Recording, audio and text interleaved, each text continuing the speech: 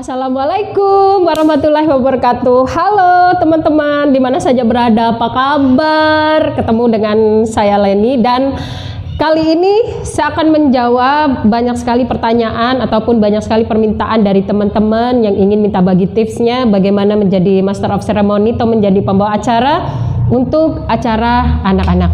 Banyak sekali acara anak-anak itu, jadi kayak misalkan Gebiar Hari Anak Nasional itu juga termasuk acara anak-anak, lomba-lomba yang ada hubungannya dengan anak-anak itu juga termasuk acara anak-anak, termasuk acara ulang tahun anak-anak yang paling sering kita temui ya. Dan kali ini saya akan membahas yang sederhana-sederhana dulu ya, tips untuk menjadi MC acara ulang tahun anak-anak.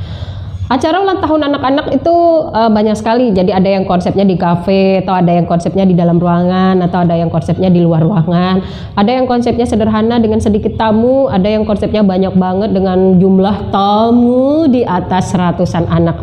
Apapun ceritanya, menjadi MC acara ulang tahun anak-anak kita tidak bisa asal nyablak. Jadi ada beberapa poin penting yang harus kita taati biar kita bisa tampil maksimal di depan anak-anak dan juga di depan tamu undangan yang hadir, termasuk ibu-ibunya, termasuk bapak-bapaknya, termasuk tuan rumah yang sudah memesan kita untuk menjadi Master of Ceremony acara ulang tahun anak-anak.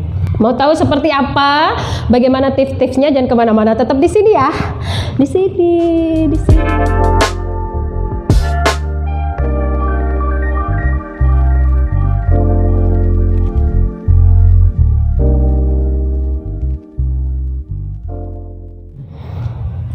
Oke, teman-teman, kali ini saya akan membahas bagaimana tips sederhana biar teman-teman bisa tampil maksimal menjadi MC acara ulang tahun anak-anak. Menjadi MC acara ulang tahun anak-anak itu gampang-gampang susah ya. Tapi kalau kita misalkan sudah ada permintaan nih dari teman kita ataupun dari customer yang memang ingin meminta kita untuk menjadi MC acara ulang tahun anak-anak, jangan ragu. Meskipun jam terbang kita belum seberapa, memang kalau ingin tampil maksimal itu tergantung jam terbang juga ya. Tapi untuk pemula, mungkin tips yang saya berikan ada gunanya dan bisa kita pelajari bersama. Yang pertama, tahapan untuk menjadi MC acara ulang tahun anak-anak adalah sound system ya. Oke. Jadi siapapun yang meminta teman-teman untuk menjadi MC acara ulang tahun anak-anak, apakah itu permintaannya dari teman ataupun permintaannya dari keluarga ataupun permintaannya dari customer, jangan ngomongin budget dulu kali ya. Jangan diutamakan itu budget. Kalau budget itu kesekiannya. Tapi yang paling penting kita utamakan adalah sound system.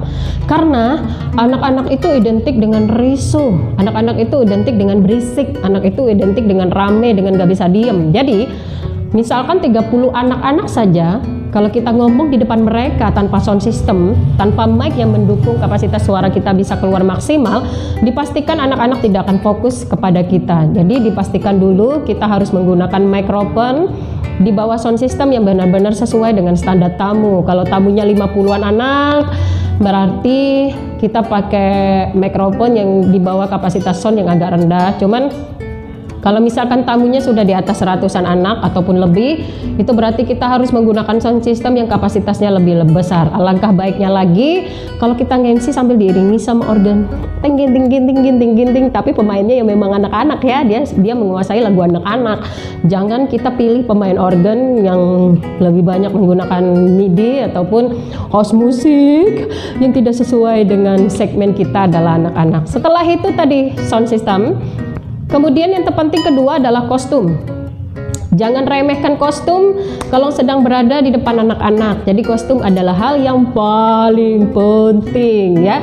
Jangan menggunakan kostum yang terlalu gelap. Meskipun teman-teman mungkin kesehariannya suka sekali dengan kostum yang tidak terlalu norak warnanya, yang tidak terlalu cerah. Tapi ketika kita sudah menjadi MC di acara ulang tahun anak-anak, menjadi pemimpin acara di acara ulang tahun anak-anak dan berdiri di depan anak-anak, kita harus berpenampilan yang cerah, yang keren, yang berwarna-warni bila perlu, yang akan menarik perhatian anak-anak. Contoh, kalau misalkan teman-teman di acara ulang tahun nih, kalau temanya princess, berarti teman-teman bisa pakai baju yang cerah-cerah. Kalau saya biasanya kalau princess, saya bisa pakai bajunya princess. Kalau temanya Anna, saya pakai baju Anna. Kalau temanya Elsa, saya pakai baju Elsa. Kalau temanya peri salju, saya pakai baju peri salju. Atau teman-teman bisa mensiasati kalau yang berhijab dipakai kayak gini nih. Di hijabnya bisa ditaruh kayak gini kalau temanya Hello Kitty. Ting ting ting ting ting ting ting. Kan ting ding ding ding. Atau teman-teman bisa pilih warna-warna yang lebih keren, yang lebih mantap, yang lebih cocok dengan jilbabnya. Kalau temanya Spider-Man, misalkan tema kue ulang tahunnya Spider-Man, teman-teman cari-cari kostum ataupun cari-cari baju yang memang ada nuansa-nuansa Spider-Man-nya. Kaos misalkan yang warnanya merah, ada kehitam-hitamannya, atau lebih bagus yang gambarnya Spider-Man. Pokoknya intinya yang cerah-cerah ya, yang anak-anak bisa ngelihatnya seneng, jadi mereka tuh udah tertarik duluan. Biasanya kalau pengisi acara yang cenderung menggunakan baju gelap, anak-anak jadi merasa kayak nggak deket dengan kita, jadi kayak nggak ada ikatan batin antara kita dengan anak-anak. Oke, sound system sudah, kostum sudah, sekarang kita langsung ke acara. Pura-puranya kita sudah berdiri di tengah-tengah acara, kita sudah di tengah-tengah venue-nya, dan kita sudah siap menyambut anak-anak. Hal pertama yang harus kita lakukan adalah ice breaking, pencairan suasana. Jadi biasa nih teman-teman, kalau yang namanya teman-teman kecil itu ketika dia baru saja datang ke acara, ditemani sama mamanya atau ditemani sama neneknya atau sama temannya atau siapa saja, ketika datang biasanya mukanya agak beda dengan keseharian mereka. Apalagi jika si anak itu datang ke suatu acara yang dia tidak kenal sekali sama teman-teman yang ada di undangan, daftar undangan itu. Jadi tugas kita adalah pencairan suasana. Pencairan suasana maksimal 10 menit. Jadi nggak lama. Jadi kita bisa menyapa dulu teman-teman yang baru hadir. Misalkan, halo teman-teman, selamat sore. Halo yang pakai baju merah, assalamualaikum. Terima kasih sudah hadir sayang. Silakan masuk yuk. Jangan lupa salaman sama siapa misalkan. Jangan lupa salaman sama yang ulang tahun hari ini, kasih kadonya. Kemudian silakan duduk di kursi kecil yuk. Sudah disediakan kursi kecil tuh sama yang ulang tahun. Silakan duduk di kursi kecil. Pakai topinya, duduk yang manis. Kita akan mulai acara kita sebentar lagi. Terus kita buat seperti itu. Kalau misalkan tamu undangannya sudah 60% hadir, kita boleh ajak teman-teman untuk tepuk tangan, untuk nyanyi-nyanyi. Kalau saya biasanya saya mulai dengan kata-kata sederhana atau nyanyian sederhana, misalkan siapa ulang tahun hari ini, kayak gitu. Dan kita bisa menyapa teman-teman dengan selamat sore semuanya. Biasanya teman-teman, kalau teman-temannya yang belum kenal dengan kita, kecuali kalau Tante Leni ya, udah banyak yang kenal. Tapi kalau misalnya teman-teman sebagai MC-nya belum dikenal sama teman-teman, ketika kita menyapa selamat sore teman-teman, biasanya nih teman-temannya diam. Krik. Jangan kecewa ya, jangan sedih, karena kalau mereka diem artinya mereka belum kenal dengan kita. Nah, tugas kita lagi untuk pencairan biar merekanya juga jadi akrab dengan kita. Kalau saya biasanya, kalau Tante Leni bilang selamat sore teman-teman, teman-teman harus jawab sore sambil kedua tangannya diangkat ke atas yang tinggi sama suaranya yang kenceng dan juga semangat. Jadi teman-teman harus bilang sore. Biasanya kalau saya akan ulangi lagi, selamat sore teman-teman. Nanti mereka masih sore. Ayo, yang angkat tangannya nggak tinggi-tinggi berarti dia nggak mau dapat hadiah. Yang suaranya nggak kenceng-kenceng berarti juga dia tidak mau dapat hadiah. Kita akan ulangi lagi ke 3 kali. Biasanya kalau 3 kali itu udah. Dan untuk membuat teman-teman nyaman dan merasa enjoy dengan acaranya, kita bisa tanya, siapa yang mau dapat hadiah? Nanti kasih kode lagi. Yang mau dapat hadiah harus bilang saya sambil tangannya diangkat ke atas semua sama suaranya yang kencang dan juga semangat. Itu biar kita buat seperti itu, biar ketika kita tanya siapa yang mau dapat hadiah, mereka tunjuk tangannya sama. Ketika kita ajak tepuk tangan, mereka kodenya sama. Jadi di foto enak, didengar di videonya juga enak. Oke, gitu. Oke. Kemudian ada nyanyi, tetap dengan lagu yang segmennya anak-anak. Jangan dibiasakan anak-anak diajak lagu-lagu dewasa, apalagi lagu yang syairnya tidak pas dengan usianya anak-anak. Meskipun itu lagu yang lagi ngetop, lagu yang lagi ngetren, tapi kalau tidak cocok dengan segmennya anak-anak, jangan kita lakukan di acara ulang tahun anak-anak. Jadi bisa lagu Balonku atau bisa lagu Heli dan sebagainya dan sebagainya. Jika acara ulang tahun yang kita pimpin mengundang beberapa kostum-kostum, beberapa karakter badut. Nah, tugas kita nih jangan disepelekan ya. Jangan mentang-mentang badut tuh udah langsung panggil, ayo badut sini dong. Tiba-tiba 3 badut langsung turun semua. Dipastikan anak-anak akan kabur semuanya. Karena teman-teman, 70% anak-anak kita masih terdoktrin di otak mereka bahwa badut itu menyeramkan, bahwa badut itu adalah hal yang harus mereka takutkan. Padahal jika kita sebagai master of ceremony bisa menjelaskan dengan baik, jadi kalau saya biasanya suka gini nih, anggap saja badut yang akan saya panggil adalah Marsha. Teman-teman kecil, Tante Leni punya boneka yang badannya besar banget, yang punya banyak hadiah, yang akan membantu Tante Leni untuk bagi-bagi hadiah. Nanti Tante Leni akan tanya lagi, siapa yang mau dapat hadiah? Mereka pasti bilang, saya. Ding, ding, ding, ding, ding. Apalagi hadiahnya sudah teman-teman pegang, misalnya ada 2 buku aja. Buku yang sederhana aja, teman-teman pokoknya pasti langsung respon. Jadi teman-teman kecil itu sudah ngerespon ke kita. Nah, jadi kita udah share kita udah jelasin tadi. Tante Leni bawa boneka yang badannya besar banget, yang punya banyak hadiah buat teman-teman yang akan membantu Tante Leni untuk bagi-bagi hadiah. Bonekanya Tante Leni itu dari negara Rusia, yang badannya besar banget, yang berteman dengan bear. Siapa yang tahu? Pasti teman-teman tahu. Mereka akan teriak, Marsha. Nah, kita panggil Marsha sama-sama ya. Jadi langsung kita panggil, Marsha sini dong, Marsha sini dong, Marsha sini dong. Selanjutnya jika ada yang lain, kalau ada Doraemon langsung nyusul Doraemonnya, Spiderman-nya dan sebagainya, suruh boneka-boneka kita berbaris di depan, sejajar dengan kita yang jadi MC, kemudian kasih bonekanya hadiah, ajak teman-temannya nyanyi, bonekanya yang kasih hadiah. Otomatis kalau kayak gitu tamu kita nggak akan badut, nggak akan takut sama boneka-bonekanya. Jadi mereka udah enjoy, malah Masya mau hadiah, Doraemon aku mau hadiah, gitu-gitu biasanya rame banget. Dan ingat, anak-anaknya tetap ramai, acara tetap terkontrol. Jangan biarkan anak-anak berdiri terlalu lama di depan kursinya, jadi dia juga harus duduk rapi. Karena sekali aja berantakan acara dan akan terus berantakan, ya. Oke. Ice breaking misalnya udah kita lewati, kita nyatakan udah selesai.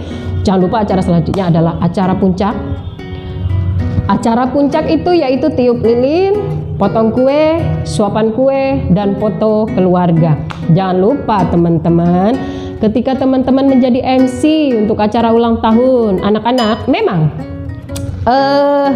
ketika di awal power kita tuh harus diminta full power di awal. Hati-hati, jangan sampai kita full power, loncat-loncat, nyanyi-nyanyi dan sebagainya, tiba-tiba kita kelelahan di potong kue. Karena dari ice breaking sampai tadi kita manggil badut ya dan sebagainya itu bisa waktunya beberapa menit ya. Nah, simpan energi untuk tiup lilin dan potong kue karena itu adalah puncak acara. Jadi puncak acara ulang tahun anak-anak itu adalah tiup lilin, potong kue, suapan kue, dan foto keluarga. Ada sebagian customer yang meniadakan tiup lilin. Apapun itu, yang pasti tetap walaupun acara yang seperti umumnya acara ulang tahun itu selalu tiup lilin ya, potong kue, suapan kue. Jadi anak-anak tetap kita ajak fokus ke depan, panggil yang ulang tahun, panggil papanya, panggil mamanya, neneknya nanti dulu ya, nenek, kakek dan sebagainya nanti dulu. Panggil dulu mereka bertiga di depan, pas di belakang kue ulang tahunnya. Atau kalau misalkan ada kakaknya panggil lagi, atau ada adiknya panggil lagi. Intinya keluarga intinya dulu dipanggil. Jangan lupa jika acara itu tuan rumah menggunakan fotografernya juga harus kita kondisikan di posisi yang baik karena ada beberapa fotografer yang dia juga basicnya bukan fotografer untuk acara ulang tahun anak-anak. Jadi kita sebagai MC juga harus bisa mensiasati sehingga fotografer bisa mengambil foto dengan baik tanpa harus menutupi pandangan anak-anak. Nah itu juga harus kita perhatikan dengan maksimal, banyak banget ya yang harus kita perhatikan ya. Enggak, kalau udah dilakukan enjoy banget, yakin bener, percaya deh, enjoy ya. Menjadi MC anak-anak tuh paling seru banget deh bagi saya. Dan Anggaplah seluruh keluarganya sudah kumpul di depan. Terus tugasnya kita adalah mengejak mereka menyanyikan lagu selamat ulang tahun bersama-sama. Jadi selamat ulang tahun begitu-begitu. Selanjutnya jangan lupa mainkan musik. Kalau ada organnya kita ajak pemain organnya langsung bermain bersama kita. Kalau di kreasi saya menggunakan Bang Deja yang pasti udah tahu banget ya dia harus memainkan apa.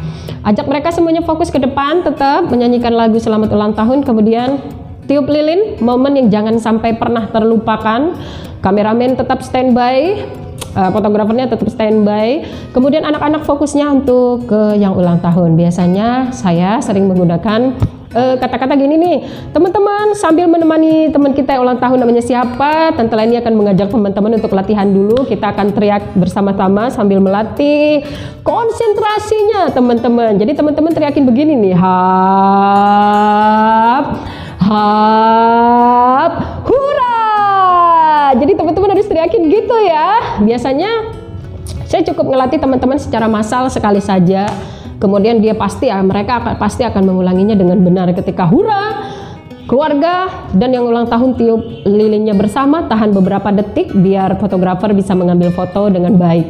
Kemudian dipotong kuenya, teman-teman bisa ajak pemain organnya untuk memainkan piano biar suasananya lebih kena lagi. Berikan bahasa-bahasa yang lebih menghentak. Misalnya, silakan ayah dan bunda pegang pisaunya. Yang ulang tahun juga silakan pegang pisaunya. Jangan lupa mengucapkan lapas basmalah di dalam hati. Bismillahirrahmanirrahim. Dipotong kuenya perlahan dari tingkat tertinggi setinggi harapan dan cita-citanya siapa yang ulang tahun hari ini. Ulang tahun hari ini. Oke, dipotong perlahan. Jangan lupa diambil taruh di piring. Acara selanjutnya adalah suapan kue. Jangan lupa suapin ayahnya, mamahnya. Kemudian neneknya panggil juga ke depan, kakeknya, keluarga inti kita panggil, nenek kakeknya. Kemudian kita berikan waktu untuk mereka foto bersama ya. Tetap fokus kita jadi ke yang acara, ke tuan rumah juga ke tamu undangan, teman-teman kecil tentunya ya. Oke. Setelah itu kita boleh ajak teman-teman untuk berdoa bersama. Pastikan ada pemimpin doa, apakah itu dari pihak kita sebagai MC, kita bisa ajak teman kita atau siapa, atau dari pihak EO, biasanya pasti ada EO ya. Dari pihak EO ada pemimpin doanya, atau tanyakan dulu dengan keluarga besar. Biasanya keluarga besar juga sering sudah menyiapkan siapa, ustadz siapa yang untuk memimpin doa. Jangan lupa mengajak teman-teman kecil yang hadir untuk berdoa bersama, itu juga poin yang sangat penting. Jangan sampai di acara ulang tahun kita tidak mengirimkan doa bersama untuk yang bertambah usia ya. Biar doa kita sampai, jadi kita harus berdoa bersama. Ajak teman-teman berdoa, ajak mama-mamanya juga ikut mengamini doa yang sudah dipimpin oleh siapa ya. Jangan lupa itu loh, jangan lupa. Setelah memimpin doa, kalau misalnya tuan rumah menyiapkan hidangan, saya nggak tahu nih ya, mungkin kadang ada sebagian acara yang tidak ada hidangan untuk orang tua atau untuk mama-mamanya, tapi sebagian besar dan umum itu ada. Jadi mencicipi hidangan tuh jangan di awal acara atau jangan dibiarkan asal, tapi kita sebagai MC juga harus memimpin itu. Jadi mama-mamanya dipersilakan mencicipi hidangan setelah mimpin doa, setelah berdoa bersama. Jadi setelah berdoa bersama, mama-mama kita persilahkan untuk mencicipi hidangan. Kita kontrol dulu dari depan, dimulai dari mama siapa dan diikuti oleh mama-mama yang lainnya. Kasih tahu sama mama-mamanya bahwa selesai mama-mama mencicipi hidangan, acara akan kita tutup dengan bagi bingkisan dan bagi-bagi balon untuk teman-teman. Jadi mama-mamanya udah tahu dan mereka biasanya gerak cepat karena merasa acara nanti juga nggak bakal lama. Jadi udah langsung kita kontrol itu sambil tetap mengondisikan anak-anak. Tanyain lagi siapa lagi yang mau dapat hadiah. Ulangi lagi, ajak lagi tepuk tangannya, ajak lagi nyanyi-nyanyi tang tang tang tang tang. Teman-teman, acara potong kue saya nyatakan udah selesai ya. Potong kue, tiup lilinnya udah selesai. Kita udah selesai foto-foto, doa-doa aja udah. Dan selanjutnya kita ke games. Kalau misalkan tuan rumah mengundang pesulap, jadi kita berikan kesempatan untuk pesulap, silakan dia tampil ya. Silakan dia menunjukkan atraksinya. Ingat, sebagai MC kita juga harus memimpin. Pertunjukan sulap itu durasinya nggak boleh lama ya. Apapun ceritanya, apapun acaranya, durasi tidak boleh lama. Apalagi jika banget ya, mungkin ada pengisi acara yang agak ngebosonin, kita langsung cut. karena acara nggak boleh ngebosenin. Pokoknya anak-anak itu 5 menit aja mereka udah bosan, pasti mereka udah buyar, udah ngabur. Apalagi emak-emaknya lagi nyicip hidangan, bisa-bisa aja dia ikut emaknya. Dan tugas kita kalau bisa anak jangan ikut mamahnya mencicipi hidangan. Jadi mama mencicipi hidangan, anaknya tetap duduk di kursinya. Kecuali tuan rumah, misalnya tuan rumah memang menyiapkan hidangan juga untuk anak-anak, nanti kita kasih segmennya juga nanti anak-anak, khusus untuk anak-anak, biar tidak tabrakan, biar tidak kacau ya, kira-kira seperti itu. Kemudian selanjutnya adalah games. Ingat ya, kode keras, jangan memberikan games yang tidak ada nilai edukasinya untuk anak-anak. Jadi gamesnya juga harus ada nilai edukasinya untuk anak-anak. Kalau sekarang lagi trennya TikTokan ya, TikTokan. Mungkin teman-teman mau ngajak sobat cilik, tamu-tamu undangannya untuk bergerak dengan gaya-gaya TikTok itu. Tapi tetap cari lagunya yang sopan, tetap cari gerakannya yang sopan. Dan saya anjurkan berikan games itu secara massal, jangan perorangan. Maksud saya itu secara massal, jadi gamenya rame-rame. Kalau tamunya 100, semua tamunya diajak game, tetap di posisinya mereka. Kalau contoh game perorangan itu maksudnya teman-teman nyuruh satu orang nyanyi misalnya di depan. Nah, yang nyanyi itu mending kalau suaranya bagus ya. Ini kalau udah nyanyi pegang mic-nya dijilat-jilat sambil garuk-garuk kepala, nyanyi suara nggak jelas, artikulasinya nggak jelas, diulang kali 2 kali left line diulangi, itu bisa membuat teman-teman yang lainnya bosan. Bukan hanya teman-teman kecil yang bosan, tapi mama-mama, tamu dan dewasa juga jadi bosan. Jadi kita ajak anak-anak bermain games, kita ajak anak-anak games yang ada nilai edukasinya untuk anak-anak. Saya banyak sekali rekomendasi games yang ada nilai edukasinya. Salah satunya yang sering saya mainkan adalah games batu bata. Dan gamenya lainnya nanti akan saya share di video-video saya lainnya. Oke, nanti akan ada di video selanjutnya apa-apa saja games yang ada nilai edukasinya untuk anak-anak dan yang bisa kita mainkan secara massal, rame-rame ya. Salah satu game yang sering saya mainkan adalah batu bata. Jadi batu bata itu teman-teman, Tante Leni akan mengajak teman-teman permainan batu bata. Kalau Tante Leni bilang batu, semuanya berdiri. Kalau Tante Leni bilang bata, semuanya duduk. Jadi kita bikin batu bata nanti bikin jebakan. Ketika harusnya batu, tiba-tiba kita bikin bata. Biasanya teman-teman kaget dan satu aja atau 2 aja yang benar, atau bahkan nggak ada yang benar sama sekali. Jangan lupa mama-mama atau orang dewasa juga kita libatkan ke dalam games, tetap games massal. Jadi jangan pernah saya mengharamkan ini banget nih. Saya ya, itu bagi saya nggak tahu kalau teman-teman, tapi kalau konsep saya itu nggak boleh mama-mama disuruh maju ke depan untuk joget, apalagi joget musiknya dangdut atau musik house musik, karena emak-emak itu biasanya nih kalau udah joget di depan, apalagi musiknya enak banget, dia udah lupa kondisi, dia udah lupa situasi, ya kan? Jadi dia malah enjoy aja joget, nggak peduli di depan dia adalah anak-anak ya. Oke. Terus misalnya game untuk mama-mama itu, kalau saya biasanya salah satu game yang sering saya mainkan adalah menyebutkan warna balon, atau banyak lagi gamesnya nanti akan saya share di video-video saya yang lainnya. Setelah tadi games, tugas kita selanjutnya adalah memimpin untuk pembagian bingkisan. Di acara ulang tahun anak-anak tuh biasanya ada pembagian bingkisan dan pembagian balon. Berapapun isi bingkisannya, sebesar apapun isi bingkisannya, mau besar mau kecil kek, tapi itulah yang ditunggu oleh anak-anak. Jangan sepelekan pembagian bingkisan ya. Ada sebagian MC yang cuek banget tuh, diserahin ke tuan rumah, gak bisa. Kita sebagai MC juga harus mengambil alih. Pastikan anak-anak berbaris dengan rapi. Kalau bisa sambil nge-MC kita sudah tahu jumlahnya anak-anak berapa. Jadi kita sudah ada patokan, harus kita sampaikan ke tuan rumah berapa snack yang harus mereka siapkan. Susun mereka dengan rapi. Ingat, menyusun pembagian bingkisan untuk anak-anak itu juga nggak boleh lebih dari 5 menit. Kalau terlalu lama, anak-anaknya udah dorong-dorongan, udah nggak karuan. Jadi kita juga harus bergerak cepat ya. Atur mereka dengan rapi. Setelah itu mereka harus keluar dengan tertib. Pastikan anak-anak tidak pulang dari acara ulang tahun dalam keadaan menangis.